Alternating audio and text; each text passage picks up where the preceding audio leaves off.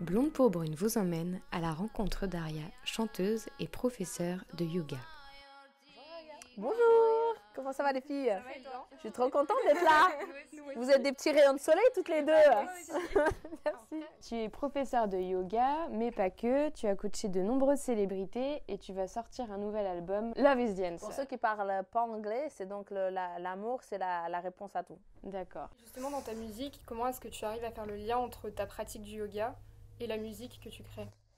Donc, le yoga, comme je vous ai dit, c'est fait sur des vibrations. Donc, c'est fait pour réaligner les chakras. Par exemple, je ne sais pas si vous avez déjà fait un cours de yoga, mais souvent, on va faire un Om dans le yoga, quand ils font Om. Et on ne sait pas à quoi ça sert. Mais en fait, le Om, on dit que c'est donc pour tuner, donc pour accorder l'univers avec le corps humain. Comme quand tu accordes un instrument. Et puis la musique qui a aussi des vibrations super puissantes. Donc en fait, ce que je fais, c'est qu'à la fin, je chante. Une fois que les gens ils ont fini le cours et qu'ils sont déjà bien ouverts, ils ont les chakras ouverts et à recevoir. Donc en fait, par-dessus leur état d'esprit où ils sont déjà très, très zen, très réceptifs, c'est là que tu leur donnes en fait des musiques qui leur font du bien. Et en plus, cet album, ce qui est génial, c'est que c'est pile poil 1 heure.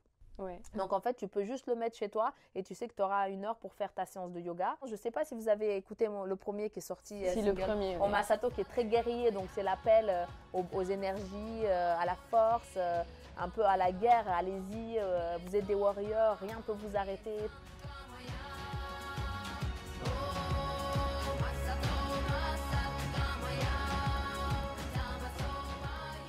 Donc c'est pour ça que je voulais ouvrir avec ce cri un peu de guerre, mais de guerre pacifique, donc, enfin de guerre avec toi pour être la meilleure version de toi-même, quoi. Et en fait, ça va de plus en plus dégressif après, donc du plus puissant au plus zen, et on finit avec le plus méditatif, et le plus... comme ça, les gens, ils commencent, ils font leur salutation du soleil, ils se sentent puissants, et puis au fur et à mesure du cours, ça dégraisse, et on arrive au zen et au calme. Est-ce que tu peux nous dire déjà un peu ton parcours? Est-ce qui t'a emmené jusqu'ici aujourd'hui? J'ai l'impression, en fait, même en étant jeune, d'avoir vécu 10 vies en une seule vie.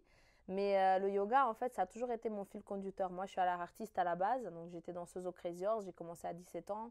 J'étais dans un groupe de musique qui s'appelait les Paradiso Girls. Et bon, j'ai vécu des expériences un peu inédites, mais c'est vrai que le yoga, ça m'a toujours aidé à garder ma tête sur les épaules.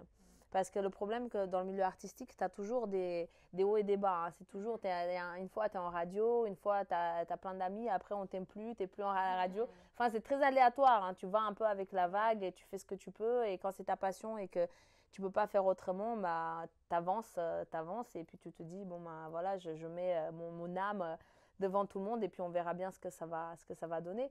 Et dernière question, est-ce que tu préfères les blonds ou les bruns? En mec?